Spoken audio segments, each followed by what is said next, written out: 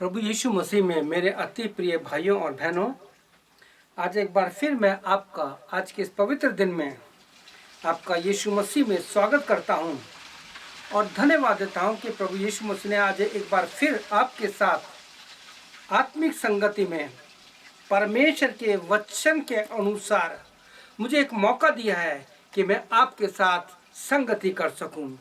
प्रिय भाई बहनों, ये बाइबल है जो आपको हमको प्रार्थना करना सिखाएगी। ये बाइबल है जो हमें सिखाएगी कि हमें अपने मसीह जीवन में कैसे जीना है। प्रिय भाई और बहनों, आज इससे पहले कि मैं आज प्रभु का वचन आपके साथ रखूं, आपके लिए मैं आपके साथ में प्रार्थना में थोड़ा सा समय बिताना चाहता हूं, ताकि पवित्र आत्मा हमारी सहायता करे कि हम इस वचन को जो प्रभु यीशु ने आज हमें दिया है इसे हम समझ सकें। आइए प्रार्थना करते हैं। मेरे यीशु मसीह, हमारे यीशु मसीह, विश्वासियों के प्रभु यीशु मसीह, हम तेरा धन्यवाद देते हैं कि आज आपने एक बार फिर समय दिया है कि इस प्रार्थना की श्रृंखला में, प्रार्थना के विषय में एक बार फिर मैं प्रभु लोगों को उत्साहित करता हूँ। जैसे प्रभु यीशु मसीह तूने हमें उत्साहित किया, जैसे पवित्र आत्मा हमारी सहायता करता है, मैं चाहता हूं कि इन अंतिम दिनों में हम प्रभु यीशु मसीह तेरे साथ प्रार्थना में, आत्मा में एक हो जाएं, ताकि जब भी हम प्रार्थना में तेरे नाम से इकट्ठे हों, तेरी उपस्थिति को हम महसूस कर सकें। इस समय प्रभु मेरे स्टूडियो में आपसे प्रार्थना है, मेरे को आपकी संगति चाहिए। आप मेरे पास खड़े हुए यीशु मसीह, पवित्र आत्मा मेरे मुंह को छू लीजिए। पवित्र आत्मा की आग मेरे होठों को और मेरे मुंह को छू ले, ताकि मुंह से निकलने वाला हर एक वचन मेरी बुद्धि ज्ञान से नहीं, आपने जो वचन दिया है इसको यीशु के नाम से मैं प्रभु अभिषेक देता हूं कि बहुत से लोगों से इस वचन के द्वारा तू बात करना। सारी महिमा तुझे देते हूं, प्रार्थना यीशु के नाम से, आमीन।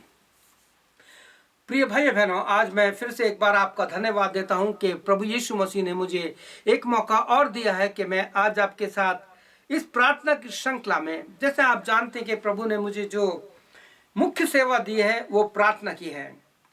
वचन तो प्रचार सभी करते हैं, वचन प्रचार करना इतना मुश्किल नहीं है, बच्चा भी प्रचार कर सकता है, लेकिन प्रार्थना जो है एक बहुत ही कठिन कार्य है। क्योंकि लोगों को आप देखिए कि ग्रुप में तो वो प्रार्थना कर लेते हैं, लेकिन एकांत में लोग ज्यादा समय प्रार्थना में नहीं बिता सकते। ज्यादातर लोगों को नींद आ जाती है। लेकिन प्रिय भाई बहनों, बहुत सी बातें जो आप जानते हैं कि प्रार्थना के विषय में सच्चाई क्या है। तो आइए आज हम जो प्रार्थना का विषय लेके आए हैं वह कॉल टू गॉड, यानी परमेश्वर को पुकार। इसके पहले भाग में मैं आपसे विनती करूंगा कि अगर इस वचन से आपको आशीष मिलती है तो लाइक मत कीजिए, उसे रिएक्ट मत कीजिए, उस वचन को अपने जीवन में लीजिए और जो आज आपको पवित्र आत्मा बताता है उसको अपने जीवन में लीजिए और ये वचन लोगों तक पहुंचाइए, ताकि हमारे देश को, इस दुनिया को इस समय प्रार्थना की बहुत जरूरत है। क्योंकि बिना प्रार्थना के हम अपने जीवन को और अपने देश को, इस संसार के सारे मसीह समाज को नहीं बचा सकते हैं। तो आइए आज इस वचन को, कॉल टू गॉड, परमेश्वर को पुकार, इसके आज हम पहले भाग को देखेंगे। और इस पहले भाग में जो स्क्रिप्चर रीडिंग है, जो बाइबल से मैंने एक टेक्स्ट लिया है, एक वचन लिया है, वो है अय्यूब की पुस्तक, उसका 1 अध्याय, 5 अध्याय, उसका पहला वचन। The book of job chapter 5, उसका पहला वचन। जब इस बाइबल को खोलेंगे तो आपको एक ऊपर लिखा मिलेगा कि अय्यूब के पुस्तक में कौन है जो कह रहा है। यहाँ है तेमानी एलीपज ने अय्यूब से कहा। आज पवित्र आत्मा आपसे कह रहा है, तेमानी एलीपज ने अय्यूब से कहा। आज बहुत पवित्र आत्मा आपको बहुत गहरी बात बताना चाहता है। तेमानी एलीपज ने अय्यूब से कहा, पुकार कर देख, क्या कोई है जो तुझे उत्तर दे, और पवित्रों में से तू किसकी ओर फिरेगा। बहुत गहरी बात है प्रिय भाई बहनों, आज प्रभु ने इसकी बहुत गहराई बातों को समझाया है मुझे। प्रार्थना के माध्यम से आपके साथ जो बताना चाहता हूं वो है, प्रार्थना के माध्यम से कौन कौन हैं जिन्होंने संकट के समय परमेश्वर को पुकारा? वैसे तो बाइबल में बहुत से लोग हुए हैं जिन्होंने संकट के समय अपने परमेश्वर को पुकारा, और आप भी पुकारते हैं। प्रिय भाई बहनों, आपके जीवन का वो समय याद कीजिए जब आप हार गए थे, डॉक्टर हार गए थे और सबने आशा छोड़ दी थी। उस समय जब आपने परमेश्वर को पुकारा, वो दिन कैसा था? और परमेश्वर ने आपकी प्रार्थना सुनी, आपकी पुकार को सुना, और क्या हुआ? आप ठीक हो गए, लेकिन आप भूल गए। अब वही अपने पुरानी चाल में चले गए। कभी कभी परमेश्वर हमें मृत्यु की गहराई में जाने देता है, अंधकार की तराइयों में जाने देता है, और उस समय परमेश्वर का पवित्र आत्मा हमें प्रार्थना करना सिखाता है, क्योंकि प्रार्थना करना हमें नहीं आता। आप कहेंगे मुझे प्रार्थना करना आता है। प्रिय भाइयों बहनों, पवित्र शास्त्र बाइबल रोमियो 8:26 में लिखा है, क्योंकि हम नहीं जानते कि प्रार्थना किस रीति से करना चाहिए, क्योंकि पवित्र आत्मा जो है हमारी सहायता करता है, आहें भरता है और मध्यस्थता अर्थात इंटरसेसरी हमारे द्वारा करता है और निवेदन और प्रार्थना करता है। यह है पवित्र आत्मा का काम।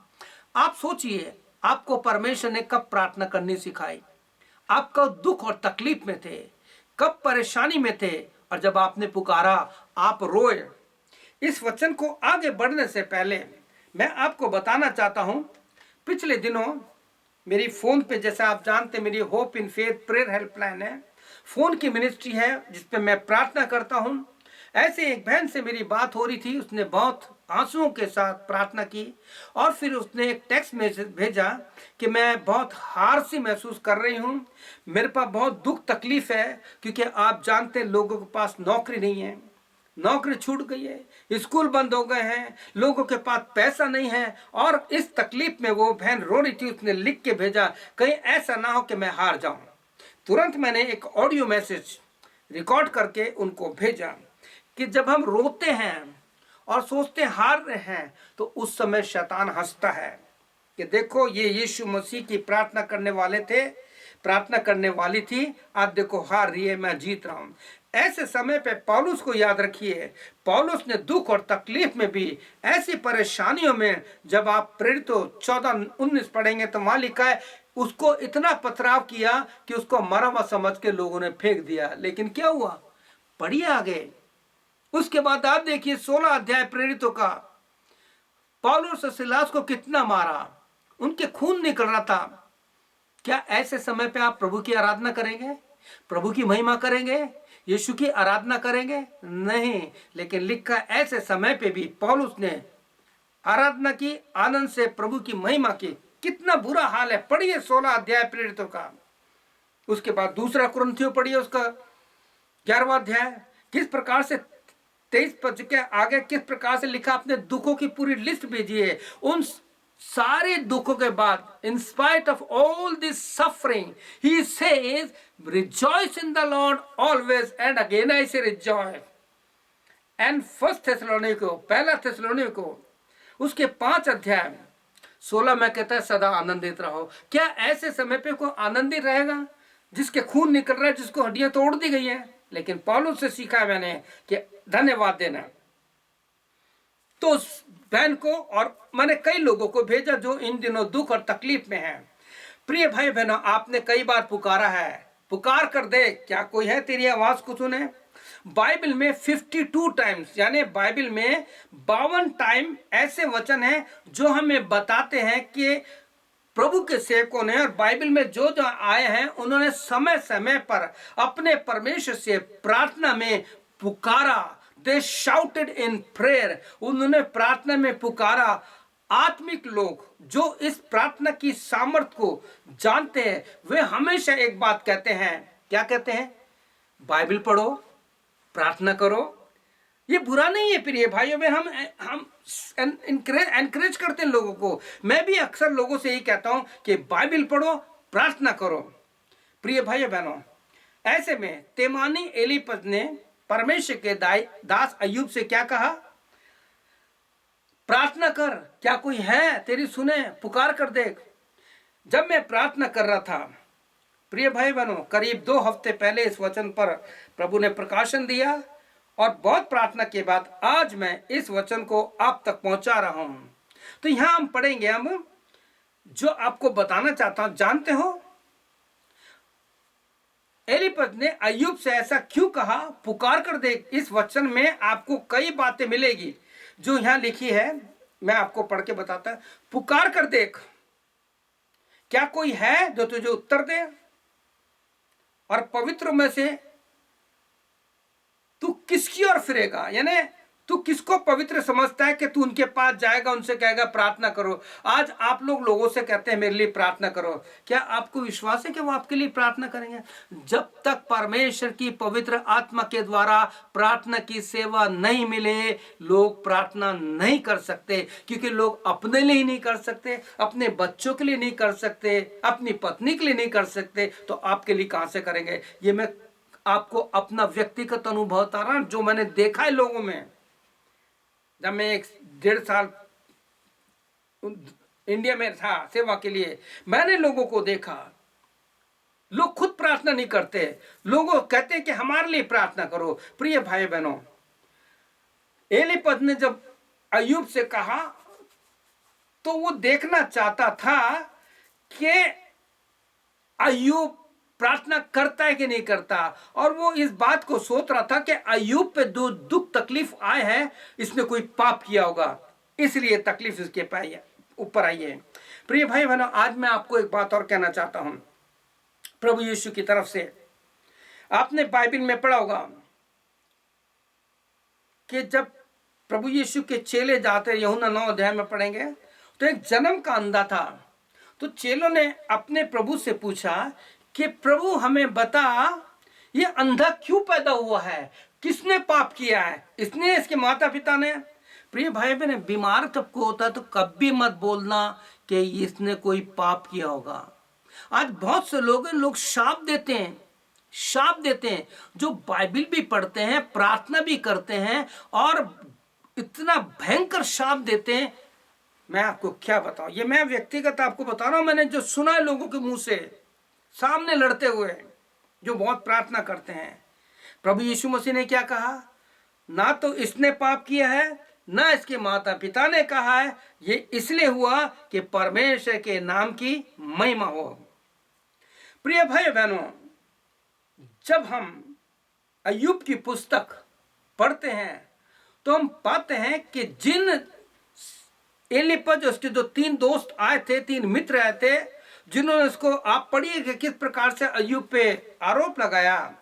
लेकिन एक समय आया जब आखिरी चैप्टर पढ़ते हैं, 42वां अध्याय, उसके 8 वचन से आगे, तो आप पाएंगे कि परमेश्वर ने उनसे कहा कि तुमने जो कुछ कहा है, जो कुछ मेरे दास के साथ किया है, वो ठीक नहीं किया। अब अय्यूब तुम्हारे लिए प्रार्थना करेगा, तब ये ठीक होगा। मैं इस वचन को पढ़ना चाहता हूं जो अय्यूब की पुस्तक the book of job 42 chapter उसके 8 वचन में लिखा है।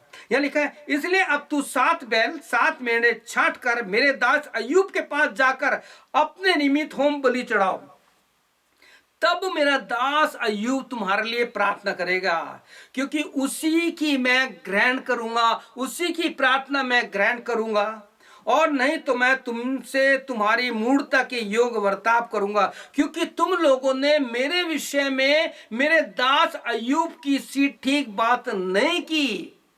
आइए प्रिय भाई बहनों, हम इन बात पर मनन करें कि किस प्रकार से परमेश्वर ने उसके मित्रों से कहा कि अब अय्यूब मेरे दास तुम्हारे लिए प्रार्थना करेगा। कई बार मुझे सुनना पड़ता है, अक्सर ये मेरे साथ होता रहता है। कई लोग कहते हैं कि क्या उनके पास्टर नहीं है जो आपको फोन करते हैं, आपसे प्रार्थना कराते हैं? प्रिय भाइयों बहनों, ये प्रार्थना की सेवा ऐसे ही नहीं मिलती है। लोगों को कुछ आशीष मिलती है इसलिए कहते हैं, उनके भी पास्टर्स हैं। मैं आपको सच बता रहा हूं, मेरे पास बहुत कॉल आते हैं बीमारों के, ऐसी ऐसी दशा में कि वो मरने पर है, लेकिन प्रभु उनको ठीक कर रहा है। ये मैं नहीं करता, उनका विश्वास है। ये उस विश्वास से जब कॉल करते तो मैं तो उनको देख भी नहीं सकता, मैं केवल फोन पे आंसुओं के साथ उनके लिए प्रार्थना करता हूं और वो ठीक हो जाते हैं, क्योंकि प्रभु यीशु मसीह ने कहा है तेरे विश्वास ने तुझे चंगा किया है। किसी इंसान की प्रार्थना से कोई ठीक नहीं होता। इंसान प्रार्थना करता है और उनका विश्वास उनको चंगाई देता है। तो आइए हम इसी श्रृंखला में आगे बढ़ें और मनन करते हैं कि प्रभु के वचन में आगे क्या हमें सिखाना चाहता है प्रार्थना के विषय में। पवित्र शास्त्र बाइबल में आज मैं कुछ लोगों के साथ जिनको बाइबल में हम पढ़ते हैं आपको ले जाना चाहता हूं, उनके साथ आपको संगति कराना चाहता हूं कि बाइबल में ऐसे कौन कौन हुए जिन्होंने पुकारा। तो पहला जो व्यक्ति है मैंने जो अपने अध्ययन में लिया है वो है दाऊद ने पुकारा। दाऊद ने 3 बार अपने परमेश्वर को पुकारा। जब आप भजन 55 यानी साम 55 एंड 16 और 17 वचन पढ़ेंगे तो वहां पे इस प्रकार से लिखा है। दाऊद कहता है, क्या ये आपने कभी इस बात से सीखा है कि जब दाऊद दुख तकलीफ में परमेश्वर से प्रार्थना कर सकता है तो क्या मैं 3 समय प्रार्थना नहीं करता? ये मैंने दाऊद से सीखा है। वैसे तो 3 समय से ज्यादा मेरी प्रार्थना हो जाती है। मैं कोई अपनी धार्मिकता नहीं दिखा रहा। अगर धार्मिकता दिखाऊं तो प्रभु मुझे ताड़ना दे। मैं केवल आपको एनकरेज कर रहा हूं कि मैं भी आपकी तरह एक साधारण इंसान हूं। प्रभु आपके द्वारा और मेरे द्वारा अपने देश को, अपने देश के मसीहों को, अपने भारत देश के और इन दुनिया के सारे सेवकों को, पास्टर्स को, कलीसिया को जागृत करना चाहता है। तब दाऊद कहता है, परंतु मैं तो परमेश्वर को पुकारूंगा। कॉल अपॉन टू गॉड, परमेश्वर को पुकारो, क्योंकि मैं तो परमेश्वर को पुकारूंगा और यहोवा मुझे बचा लेगा। कितना कॉन्फिडेंस है 3 समय की प्रार्थना में। और क्या कहता है 17 वचन में, सांझ को, भोर को, दोपहर को, तीनों पहर मैं दुहाई दूंगा और कहता रहूंगा और वे मेरा शब्द सुन लेगा। प्रभु का धन्यवाद हो। जब हम दुख तकलीफ में होते हैं, जैसे मैंने इस प्रारंभ में कहा कि अपने उस समय को याद करो जब आपके ऊपर दुख और तकलीफ आई थी, जब पीड़ा में थे और आपने पुकारा, रोए, प्रभु ने आपकी सुन ली, लेकिन फिर भूल गए। लोग वायदा करते हैं प्रार्थना के लिए और भूल जाते हैं। एक वचन और पढ़ना चाहता हूं भजन 18 से, उसके 6 वचन से। यहां लिखा है, अपने संकट में मैंने यहोवा परमेश्वर को पुकारा, मैंने अपने परमेश्वर की दुहाई दी और उसने अपने मंदिर में से मेरी बातें सुनी और मेरी दुहाई उसके पास पहुंची, उसके कानों में पड़ी। हमारा परमेश्वर कोई पत्थर का या लकड़ी का नहीं है। हमारा यीशु मसीह जीवित परमेश्वर है, वो हमारी प्रार्थना को सुनता है। दाऊद क्या कहता है, जब 3 टाइम मैंने प्रार्थना की, मैं दुख पीड़ा में था और मैंने परमेश्वर को पुकारा, उसने अपने मंदिर में से मेरी प्रार्थना सुनी और मुझको बचाया। एक वचन और पढ़ना। दाऊद का जीवन तो आप जानते हैं कि किस प्रकार से प्रार्थना से भरा हुआ है और इस प्रकार से हम परमेश्वर यीशु मसीह को धन्यवाद देते हैं कि हमारे हाथ में ये परमेश्वर का वचन है, बाइबल है, जो हमें प्रार्थना करना सिखाती है। इसके आगे जब पढ़ेंगे भजन 41-41 तो वहां लिखा है, मैं धीरज से यहोवा की बाट जोता रहा, उसने झुककर मेरी प्रार्थना को उत्तर दिया। आप एक बच्चे के समान बन जाइए। आपने छोटे बच्चे को देखा है, जब वो मचलता है और अपने आप को गिरा देता है तो माँ बाप को झुकना पड़ता है उसको उठाने के लिए। प्रभु यीशु के लिए एक बच्चे बन जाइए, हट कीजिए। प्रभु यीशु तुझे मेरे देश को बचाना पड़ेगा, प्रभु यीशु मसीह मेरी कलीसिया को बचाना पड़ेगा, प्रभु यीशु मसीह मेरे पास्टर को बचाना पड़ेगा, प्रभु यीशु मसीह आपको मेरी कलीसिया में बेदारी लानी पड़ेगी। कितना सुंदर है। झुका दो प्रभु यीशु मसीह को। परमेश्वर का धन्यवाद हो। हमारा प्रभु यीशु मसीह अपने अनुभव के द्वारा आपको एक बात और कहना चाहता है। आप भजन 91 उसका 15 वर्ष पढ़ेंगे।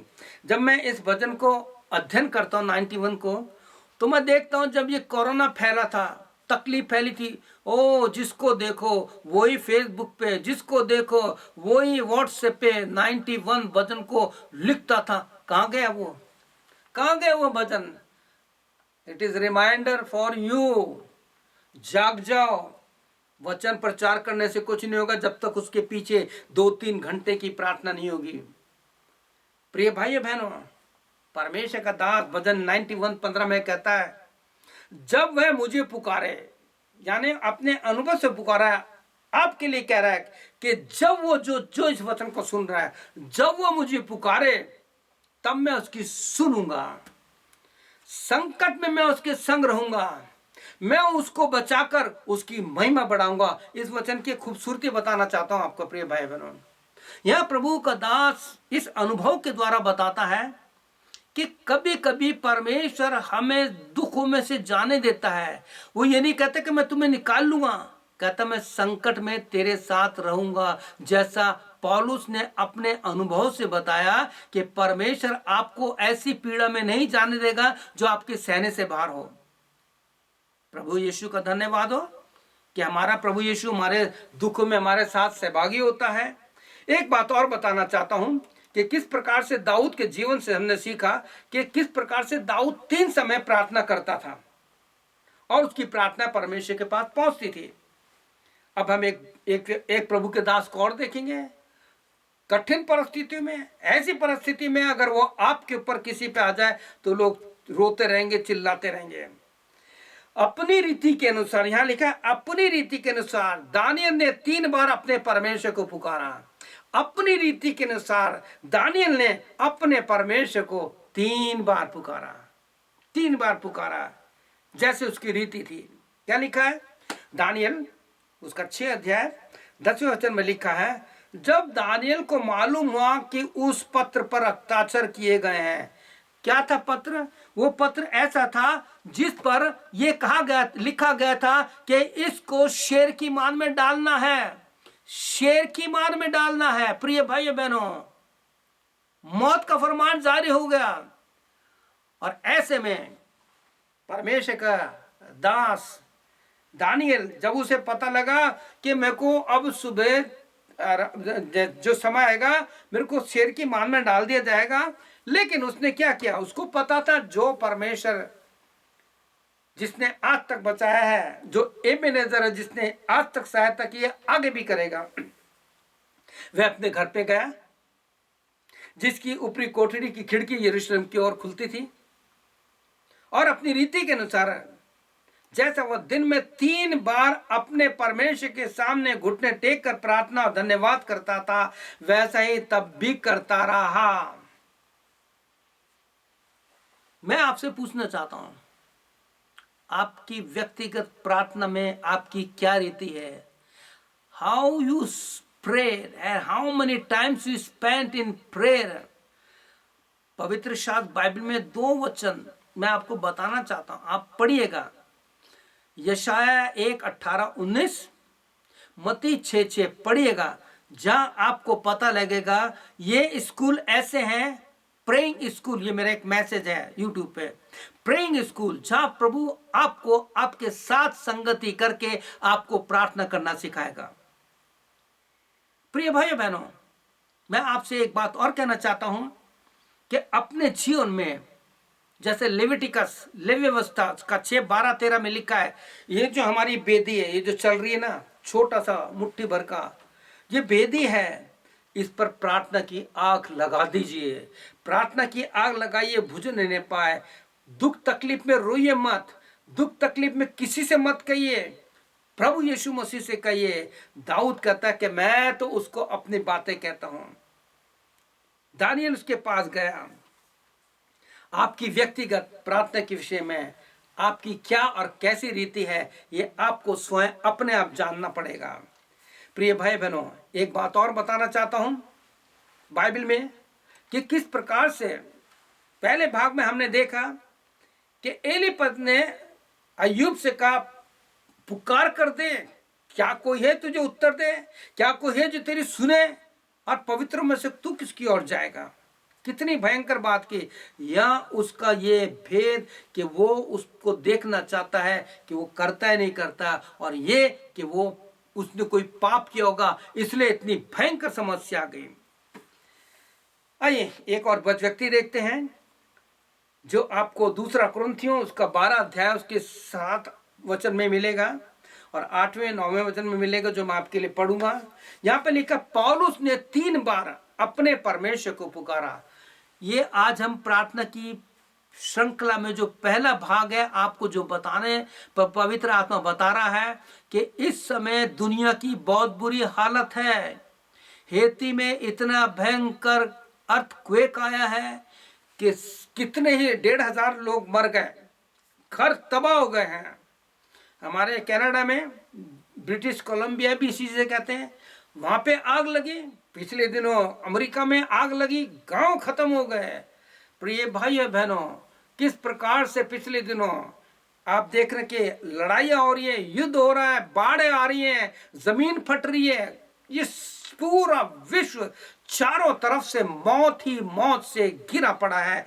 ऐसे में आपकी और मेरी जिम्मेवारी है कि day and night we have to spend our time in prayer. We have to come into the feet of Jesus Christ. Yeshu को पुकारना है, प्रभु यीशु मसीह मेरे देश को बचा ले, प्रभु यीशु मसीह मेरे मसीही लोगों को बचा ले, प्रभु यीशु मसीह मेरे परिवार के लोगों को बचा ले, प्रभु यीशु मसीह हमारे जीवन से गंदगी निकाल दे, हमारे अंदर से बुराई करने की आत्मा निकाल दे, हमारे अंदर से मेल मिलाप जो नहीं है उसको हटाकर मेल मिलाप की आत्मा डाल दे।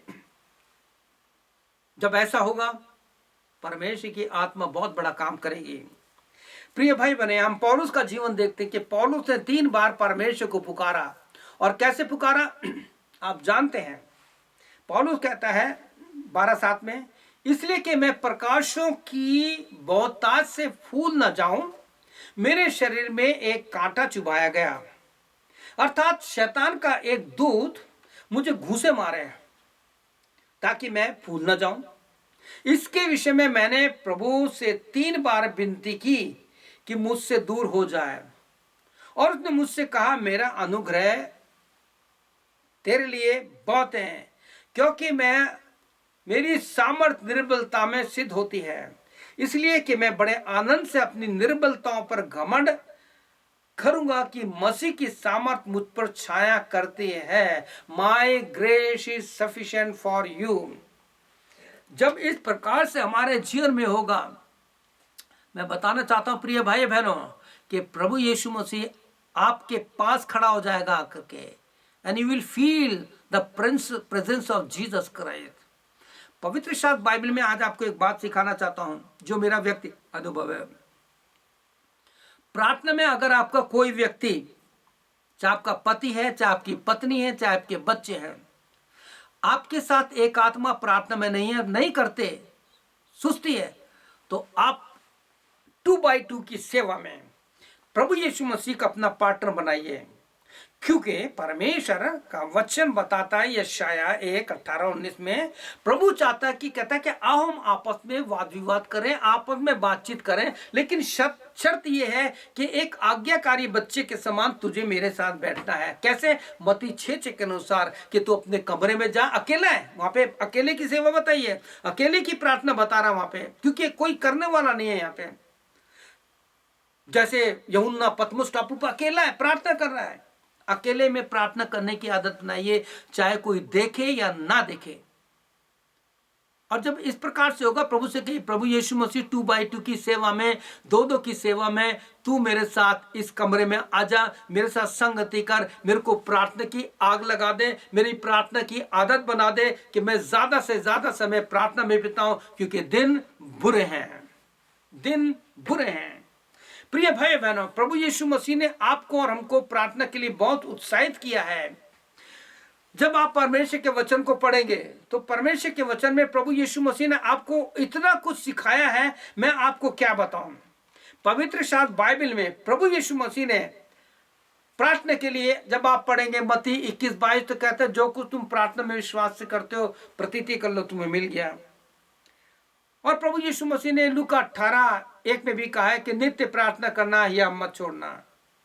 और भी बहुत सी बातें। अब प्रिय भाई बहनों, जब हमारे जीवन में इस प्रकार से प्रार्थना की आग लगेगी, तो मैं आपको बताना चाहता हूं कि ऐसा कोई नहीं होगा जो आपके साथ संगति ना करे। प्रभु यीशु मसीह आपके साथ संगति करना चाहता है, प्रभु यीशु मसीह आपके साथ प्रार्थना करना चाहता है। उसकी इच्छा थी कि वो अपने चेलों के साथ अंतिम समय में प्रार्थना करे, लेकिन प्रभु यीशु के साथ प्रार्थना करने वाला कोई नहीं था। तो मुझे पूरा विश्वास है प्रिय भाई बहनों, इस वचन के द्वारा परमेश्वर प्रभु यीशु ने पवित्र आत्मा में आपको उत्साहित किया है कि अब आपको और हमको नींद से जागने का समय आ गया है, क्योंकि अब हम इस अंतिम दिनों में रह रहे हैं। चारों तरफ मौत ही मौत है, घर से डर निकलने में डर लगता है लोगों को। लेकिन if you are God's property, you are safe in the hands of the Lord, no one can touch you. इस समय हम प्रभु का धन्यवाद देते हैं कि प्रभु यीशु ने अपनी पवित्र आत्मा के द्वारा हमसे इस वचन के द्वारा बात की है। आइए हम प्रार्थना करते हैं। आज मैं आप लोगों के लिए आपकी जो दुख तकलीफ है, आर्थिक समस्या है, शारीरिक समस्या है, चाहे कोई भी बीमारी है, बीमारियां तो बहुत होती हैं, लेकिन उन बीमारी का एक ही इलाज है, वो है यीशु मसीह। उसके कोड़े खाने से हम चंगे हुए हैं। जब मैं प्रार्थना कर रहा हूं तो आप मेरे साथ आत्मा में एक हो जाइए, क्योंकि प्रभु यीशु के वचन में लिखा है, क्योंकि जब आप इस वचन को अपने मोबाइल पे या अपने लैपटॉप पे देख रहे हैं, हो सकता है आप अकेले हो, तो आइए हम दोनों आत्मा में एक हो जाइए। आइए प्रार्थना करते हैं। मेरे प्रभु यीशु मसीह, हमारे प्रभु यीशु मसीह, विश्वासियों के प्रभु यीशु मसीह, इस समय जो भाई बहन, बच्चे, जवान, बूढ़े इस समय मेरे साथ या परिवार के लोग इस संदेश को देख रहे हैं, जब मेरे साथ एक आत्मा हो रहे हैं, प्रभु यीशु उनकी आर्थिक समस्या को दूर कर, क्योंकि इस समय आर्थिक संकट आ गया है दुनिया में पिता। लोगों के हाथ टाइट हो गए हैं, लेकिन तेरी मुट्ठी आज भी खुली है। जो लोग शारीरिक बीमारी से पीड़ित हैं, जिनके पास प्रभु बीमारी के लिए पैसा नहीं है, दवाई लाने के लिए, उनकी इस बीमारी को दूर कर दे पिता। जिनके घरों में अन्न नहीं है, जिनके घरों में आटा नहीं है, तेल नहीं है, जिनके पर्स में पैसा नहीं है, प्रभु उनको पैसा दे दे। और जिनके घर में थोड़ा बहुत भी अन्न है, चावल, आटा, दाल, सब्जी है, उनके हाथों में इतनी सामर्थ आशीष दे। जैसे व्यवस्था 28:8 में लिखा है कि जिन काम पे, जिन कार्य में तू हाथ लगाएगा या लगाएगी, उस पे मैं आशीष दूंगा। उनके किचन का कोई भी अन्न कभी खत्म ना होने पाए। उनके विश्वास को बढ़ा दे प्रभु यीशु। जैसे अय्यूब ने पुकारा और अंतिम अध्याय में देखते हैं, उसी की प्रार्थना से प्रभु यीशु मसीह, उसके तीनों मित्रों को चंगाई मिली, पापों से छुटकारा मिला। इस समय इन सभी के लिए मैं प्रार्थना करता हूं, उनकी कोई भी बीमारी है, शरीर की कैसी भी बीमारी है, टॉप टू बॉटम उनको छू ले। वो right now they may feel your mighty hand is touching them Lord Jesus. They may feel your presence, they may feel your touch Lord Jesus. वो महसूस कर सके तूने उनको छुआ है। उनकी तकलीफ यीशु के नाम से प्रभु, जो इब्रानियों 12:29 में लिखा है, you are a consuming fire, I am sending the consuming fire, consume all kind of sickness, Lord. उनके शरीर की सारी बीमारियों को जला के भस्म कर दें, और बड़े विश्वास के साथ कि प्रभु यीशु ने आपको छुआ है, आपके विश्वास के अनुसार यीशु ने काम किया है। प्रार्थना केवल उद्धारकर्ता जीवित यीशु के नाम से मांगते हैं। हम बोलेंगे आमीन, आमीन और आमीन। प्रभु आप लोगों को बहुत आशीष दे, आपकी सहायता करे। आमीन और फिर आमीन।